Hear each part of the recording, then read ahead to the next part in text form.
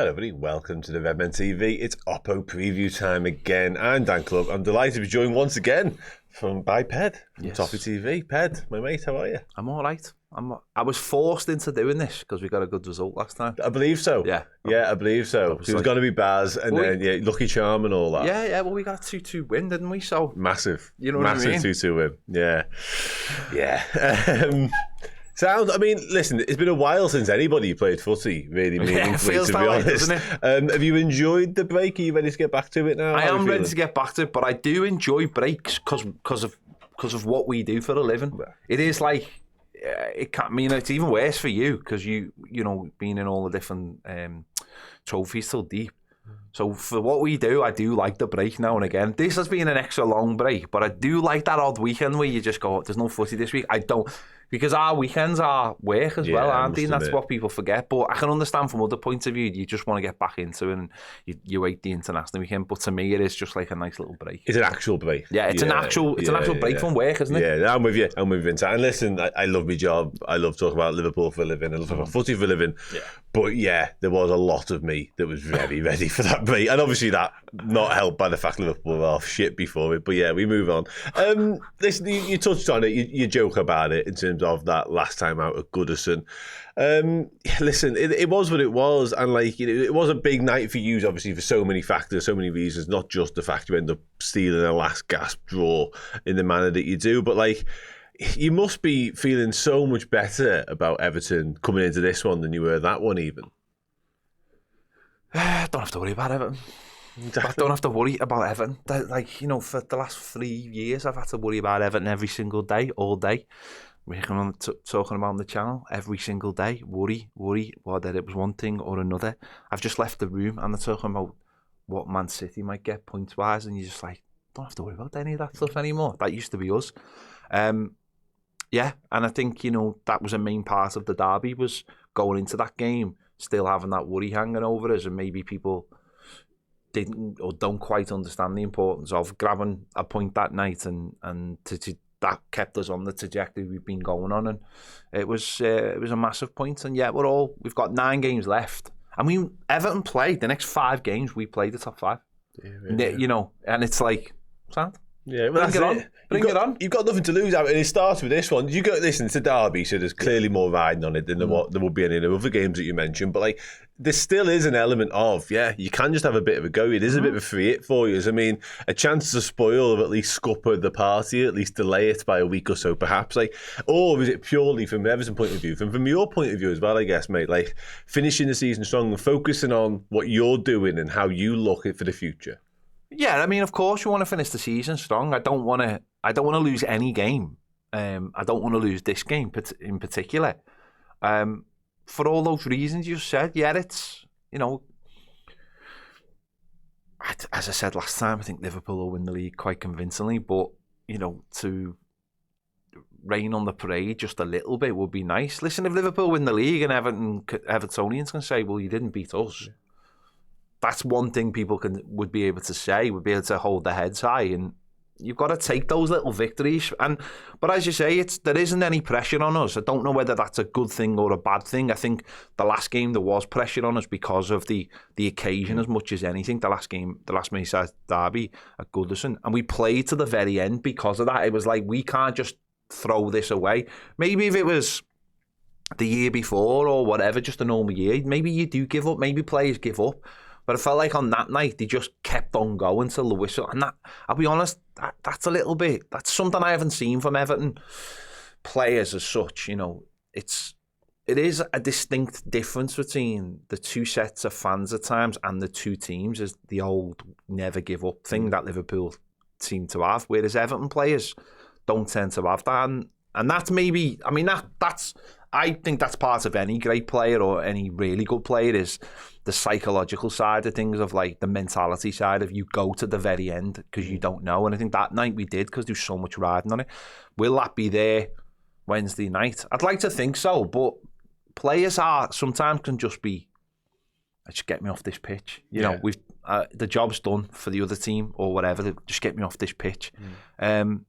So I hope that is there. I think that's something actually David Moyes will be driving through the team. Not that he's ever done that at Anfield before, no. but I'm sure just the whole there's a different makeup of the club at the moment, and people are in it. We're 9 unbeaten, and you don't want to see that just disappear at Anfield. So yeah, it's obviously it's a big night, but no one wants to lose games of football. No, and you haven't been. He's mentioned 9 unbeaten there, and he certainly instilled something. Whether it's that shackles off, there's a bit more freedom, whether it is that fight, he's added. Because I'm looking here at some of your results, decent, a lot of draws, but decent draws at that. Really, we've drawn the last few. And I'll be honest, I thought we were going to lose to West Ham because when again, I don't know whether you do know this as such, but when you're on it, when you can just see your team starting to fall off a little bit and you just think we're doing all right, but you can see the end coming because we've played all the same players. In the derby, one of the things was we lost in Jai, so therefore you're picking 2 widemen that really shouldn't be in the team. You're playing Beto every single week. You're playing the same players every single week because you've got no bench. Mm-hmm. That's going to come to an end. Beto had a real purple patch, and obviously scoring in the Merseyside Derby was huge for me. He had a real purple patch, but he hasn't scored now in the last 3. And you think, well, has everyone worked them out now? Because he's not amazing. He's not an amazing player. He's just had a really good purple patch. Has everyone worked them out? Has everyone worked out what we've had to do to get him to score goals? He's a really good finisher, but it's getting the ball in front of him. And you could just see that as every game was going on, we're coming to the end of this. And in the last game, we got a last-minute equaliser to keep the run going. Now, the difference is, in that game against West Ham, we got Brozier back and we got Chimiti back. Mm-hmm. So we got 2 players off the bench who immediately offered something different.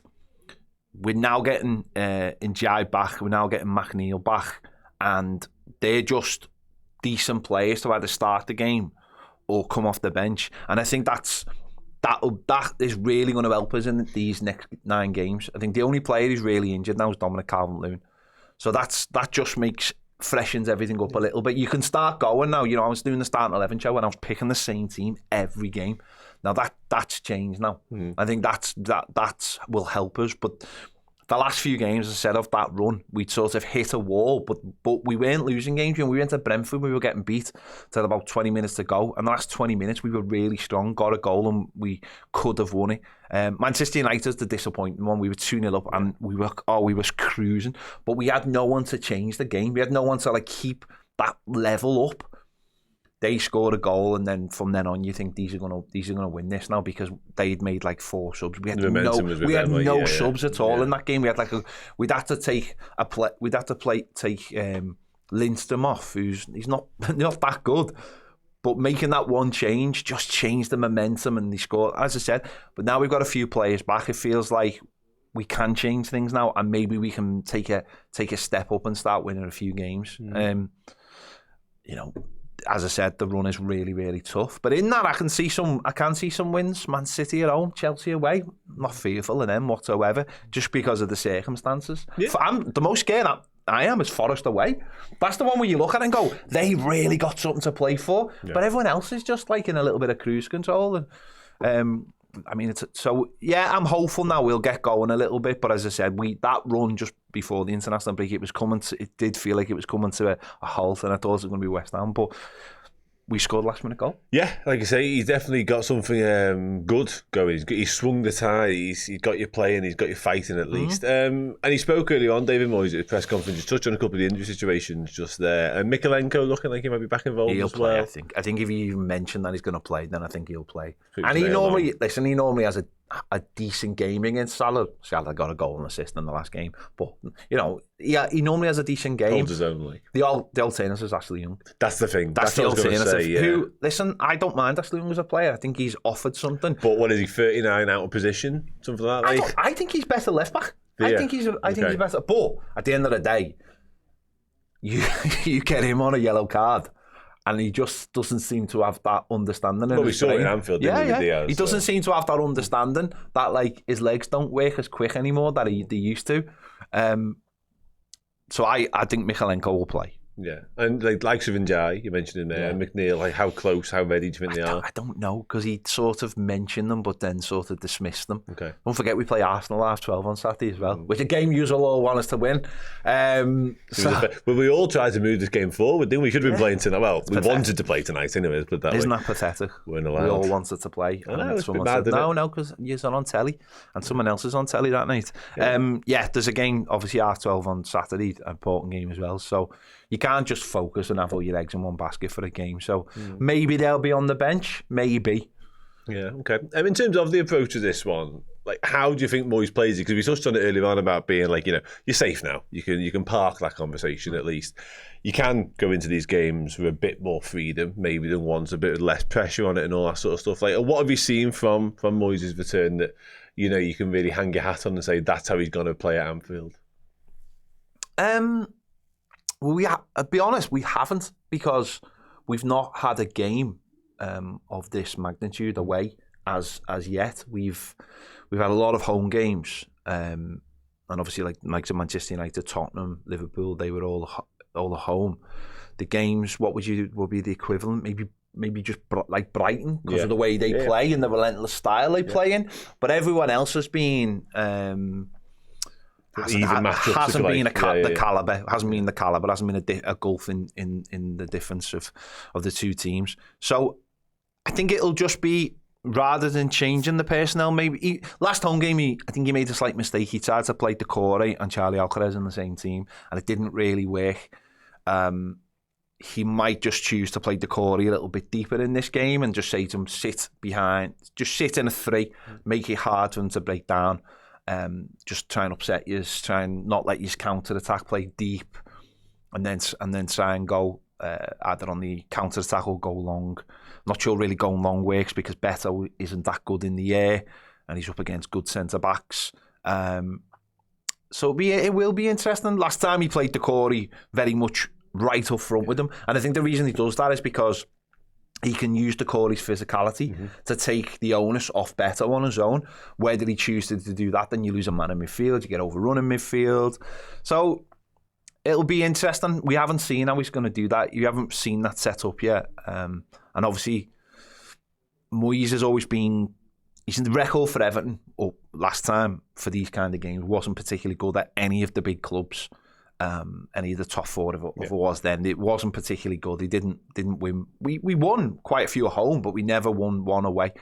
So it'll be interesting. His record at Anfield's appalling, isn't it, Moyes? So he's never really been able to figure this one out. So it'll be interesting to see. As I said, I don't know what the options he's got, because I don't know how many of those players are fit. He could play, if Njai was fit, you'd play him off the left, and almost it would be a number 10 starting off the left, allow you to have midfielders who are a lot more compact. Charlie Alcaraz is a bit of a weird one, because he looks like someone who could be a really good signing for us, but I don't think he's got the discipline yet. I was going to ask you that really about him, because he's got a bit of that X factor. He's clearly got quality. He's a bit of a maverick footballer really, but in a game like this at Anfield, where you're likely not to see a lot of the ball, has he got that ability to do the hard yards? I think he thinks he has in his head. I just don't know if he's got the discipline. I think you see this with younger players. We saw this with Tim Irabunum, who signed for us in the summer from Villa. He came in at the beginning of the season. He started a lot of games because of the injuries and stuff. And you look at young players sometimes and they look good, and you give them loads of benefit, don't you? Benefit of the doubt, especially in the new signings. But what you sometimes don't see is how many players they let run off them. And I think, obviously, Liverpool and Anfield, that's going to be a major problem. You've got to have players who understand you're not going to have the ball. You have to protect the space more than anything. It's something that, obviously, I think people are picking up more and more as we get a little bit more savvy in the stats side of things. Sometimes it can be about just protecting the space, stopping the passing lanes. That's a word that no one ever used, was it? Passing lanes. What was that, 20 years ago? Yeah. So passing lanes have become so important, and players just literally can just stand in a line and stop the opposition working the space. And I think that's where maybe Decore will be used, as played a little bit deeper, staying in 3. And just stopping trying to the ball coming through. And that's discipline. And I don't think younger players necessarily have that. And if they do have that, then you've got a talent in your hands, people who understand positional, they've got positional sense and stuff. Charlie Alcaraz just wants to get on the ball and go forward. And then the problem with that is, and actually Timo Rabunum, who's come back recently, he's playing a lot off the bench, then they pick up the ball and all you want to do is run with it. And then they give it away cheaply. Yeah. And then they're out of position and you're back where you started, but with one man down because they've come out of position.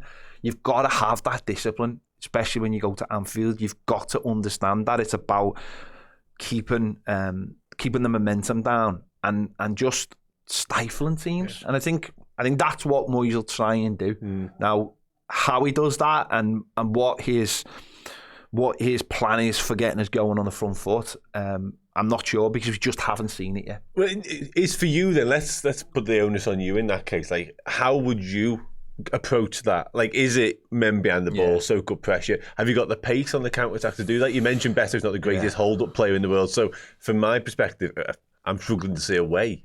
Yeah, but you always say that, and we always somehow do. Granted, yeah, obviously. But, like, again, with the personnel you have, if Njai was fit, raring to go, you'd say, well, there you go. There's your out ball. Away you go. If Dominic Calvert-Lewin was, I know you've got a lot of problems, Dominic, but he's a good holder player. He's a proper old school. Yeah, he is. So, you know what I mean? So you can play off him and get around Dominic. it. Watches my channel. I love Dominic. But without those two, I don't know how that... No, you know what I mean? No, just rely on centre-backs, I suppose, smashing them in. I mean, I'm not being critical there. I mean that's the thing, but football doesn't always work out like that, does it? And Jai would be the player that you'd use in a wide area to pick up the ball and run at people. You start winning fouls, you start getting momentum, you start get you up the pitch. I don't think he'll be risked for this game, other than come off the bench. Schmitty, who came back in the last game, is a really interesting prospect. He physically has got everything you need to be in the Premier League. He's actually got a really good touch. Brozier, when fit, drops into really good pockets of space, but it's that weird when he's fit. You know, he's played a little bit of time for Albania in the international break, but I don't know if he'd be risked or not. These are interesting players for that maybe last 20 minutes, if you can get through to the last 20 minutes. But it's getting there, isn't it? It's not allowing a team like Liverpool to get that momentum, so they're always coming up because it kills you. It absolutely kills you. Our widemen at the moment are not good enough. They're just not good enough, and I'm not sure either of them will be at the club next season. He used the Corey last time, as I said. Do you do that? The Corey has got the ability to get around the pitch. Whether people think he's a good player or not, he's a very savvy Premier League player. He knows how to get around the pitch. These players hang around in the Premier League for years and years, and people go, "Oh, he's rubbish. His first touch is terrible." But somehow they still manage to play lots of games of football because they just understand the game. They understand where not to give the ball away and maybe where to be a little bit more adventurous. So maybe the plan will be for him is to have the Corey in a 3, but there will be times when he is told, break, go support Beto. If we go long, people talk about like activating the press and all that. Well, it can work the other way. If Sarkowski picks up the ball and starts playing diagonals, that might be the cue for Decore to go and get over there to be the player that is winning those diagonals, and then that falls into Beto or falls into the wide plays. That's one way. It'll be very, very difficult. Yeah. But it is all about like just turning it around, and Everton have been very good at soaking up pressure. That's one thing you could say about certainly under Dyche, is that we've got a lot of clean sheets this season. We've lost the same amount of games as Manchester City this season. We just couldn't win games because we drew so many under Dyche, and we've drawn those games under Moyes as well. We just couldn't score goals. At least you've got goals in your draws now. We've scored in every game in the last 9 games that we've had the clean sheets. So that we've gone on this run. We just haven't had the clean sheets, and that's been the flip side of it. But we do look like we've got something going at least. So yeah, I listen. Everything suggests that Liverpool should go and win this game, but funny old game. It's football, isn't it? You mentioned some names there. If you can sort of predict, you mentioned you'd have picked the 11 earlier on as well. If you don't mind running us through that. Well, no Evertonians watching this, so I might as well. I went for Jordan Pickford, Jake O'Brien at right back, Michalenko at left back, Tarky, Jared Brandtwaite, James Garner, Adissa Garner Gay. I actually did go for Carlos Alcaraz just because I've gone for Lindstrom on the right, Harrison on the left, and then Beto up front. Okay. I went for Alcaraz because I just thought I'd like to see us be a little bit more adventurous. Doesn't mean that's the team he's going to pick, Moyes is going to pick, but I'd like to see him. What would be the alternative if it wasn't Alcaraz? What would be Moyes' choice? Decore instead, just a straight swap. Be a straight swap, but then they'll play differently. Decore will play deeper. Yeah. And then go to break. Charlie Alcaraz, I want to see you in between play. You're number 8, someone who picks up the ball and drives at them. That imagination almost. Yeah, someone who's got something different about him. Something. If you watch the goal we scored against West Ham, he picks the ball up on the edge of the area and he doesn't just throw it into the box. He actually follows Idrissa Gana Gueye's run out and he plays it into Idrissa Gana Gueye, fires it back, and then we score. I don't think we've got too many players who have that kind of level of like intelligent football. The normal player would just toss it into the box no matter what, and it'd be like, well, I've done my job. He's got a little bit extra about him. It's just whether he's got a little bit extra to go to Anfield and have a disciplined game. That's it, isn't it? Can you be trusted? Don't forget, this is a lad who's on loan at Everton that is trying to cement a contract. He's going to be wanting to show that he can play both sides, be trusted, but also get something else. So I've gone for him, but I'm not sure Moyes will go for him. I think Moyes will try and frustrate Liverpool for as long as he can, almost to get to the last 20 minutes when he knows he can bring on Chimiti and he can bring on Brozier and possibly Ndiaye. Because Chimiti is really good in the air and has got a really good touch. And this should have been his breakout season. And it could have been, but he got an injury in pre-season and that was his first start in the Premier League against West Ham. That's been really disappointing because he's got something about. You can definitely see he's got something about him. So I think he'll come off the bench for like the last 20 minutes. But it wouldn't surprise me if we started him either. Really? It wouldn't. Would he go 2 up top in that instance? No, I think he'd play him up front. Right. Okay. Because he's so good at back to goal. He's a lad from Sporting Lisbon. Yeah. Right. He's played some 21 stuff, hasn't he? Where he's been trying to get and he played last season, towards the end of the season, and he was actually preferred to Beto by Dyche. And I think everyone can see he's got something about him. But that injury's just really curtailed his development, but he's come back bigger and stronger. Okay. And he gives us a platform to play off that I'm not sure Beto does in a game like this. So I don't think Beto I'm not sure he deserves to be out the side. I'm undecided on that, but you know, he's got a couple of options. Yeah. But it's about getting I think if he can get to the last 20 minutes. Well, there's a blueprint for that this season. I mean, I know Nottingham Forest have gone on and had the season they had, but nobody could have predicted that. Certainly not at the start of the campaign. And, you know, early mid-season when they came to Anfield and did the job on us. That was exactly what you just described there. Frustrating us for 70. They brought on Hudson-Odoi. He'd produced a bit of magic. One little bang. You know, jobs are good. And if Everton are going to do what we've just described tomorrow, who for you are you looking at and saying, fuck me, he's got to have a good game? The wide men have got to have a good game. They've got to.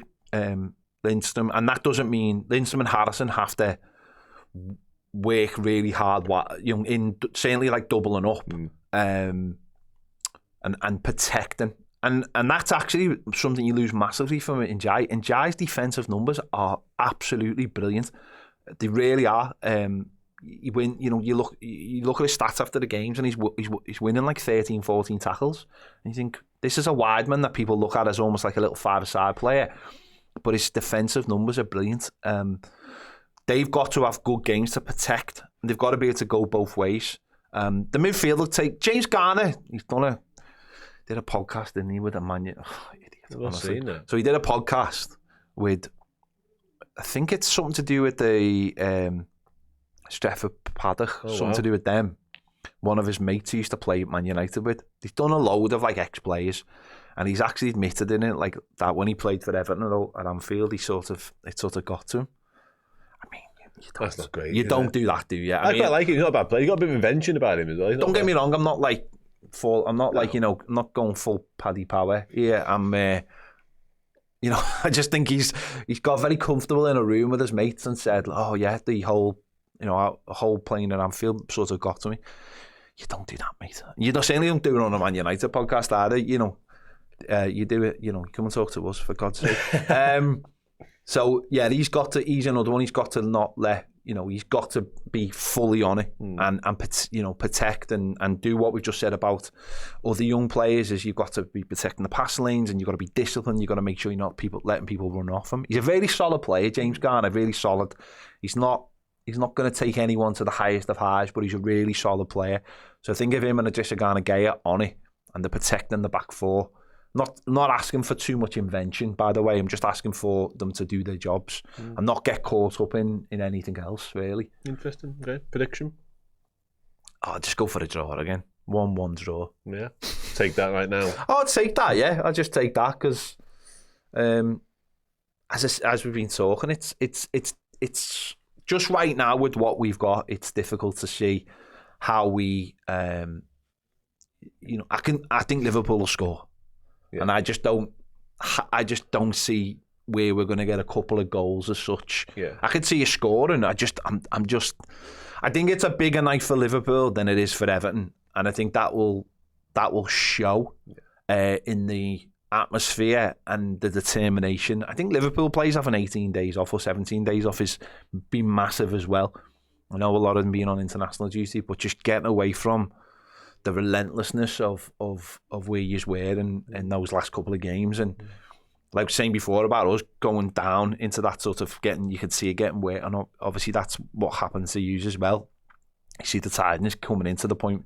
So I think that rest is going to be huge. And I think it means so much to you, doesn't it? You could have the League One in like 4 games or something. Yeah, potentially. Yeah. So obviously you just want to do yours. There's so much riding on it. Yeah, and that's not to say there isn't for you, but no, but there isn't as such. There isn't, as I said. It's spanning in the works territory for you guys. Yeah, it is. It's for Evertonians. It's we keep the run going, and maybe at the end of the season we can go, well, you didn't beat us. You didn't beat us to win that league. But how much credence do you actually put? Not loads. You know what I mean? It's not like survival. No, not on that sort of level. It's a pride thing, isn't it? It's just like any other derby. And do you know what? That's what I really liked about the last derby. I was on Sky the next day and they were sort of, you don't want to see that. I was like, I do want to see that. I absolutely want to see that. The mainstream media have got this thing of you don't want to see that, and everyone's like, no, you're completely wrong. Everyone wants to see what happened at the end of that game. Especially on a night like that. Everyone wants to see it, though, don't they? If an Everton player runs over to Liverpool fans and a Liverpool player runs over and has a word and it all kicks off, no one's asked. That's what people want to see in the Merseyside Derby.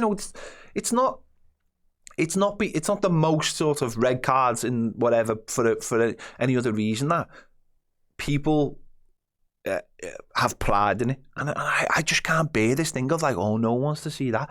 Yes, we do.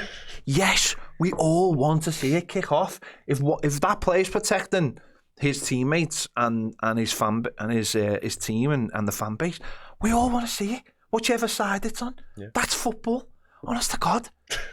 I haven't been on Sky since. The sanitisation of football. Oh, it continues, doesn't it? Does, it absolutely continues. It does. Well, we might see similar scenes tomorrow night, but hopefully after Liverpool win. But we'll wait and see. Ped, top man. Thank you for joining me. Everybody else, thanks for watching. Thanks for listening. Take care. I'll see you soon.